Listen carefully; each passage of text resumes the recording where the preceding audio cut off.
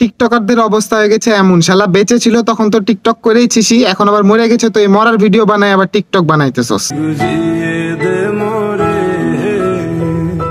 Video বানানোর একটা ধরন আছে, বানানোর এবং কি দেখানোর একটা ধরন আছে। ভাই একটা মানুষ মরে গেছে, ওই মানুষটারে নিয়ে কেমনে তোরা ভিডিও বানাস?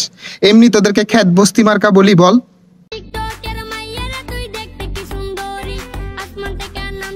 দেখতেও সুন্দর, আসমান থেকে পরি নেমেছে এটাও বুঝতে পারলাম, কিন্তু তুই কোন বালের গাঞ্জাখোর?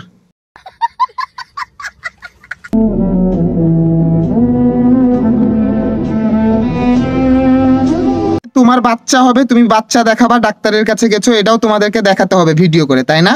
শালা ব্যবসার একটা লিমিটেশন থাকে, এটা আবার কোন ধরনের ব্যবসা আমি তো এটাই বুঝতে পারছি না। আচ্ছা, তখন আগে আমরা একটা ভিডিও আপ দিছিলাম, আর মানে ঘুমায় টিকটক, উঠে টিকটক, বাচ্চা হলে টিকটক, ব্যবসা করব টিকটক, টিকটক করে মনে করেন মরে যাব নাকি? আচ্ছা, নারী রূপেও আটকায় না, নারীর টাকাতেও আটকায়। নারী গাঞ্জাখোর দেখলে আটকায় যায়।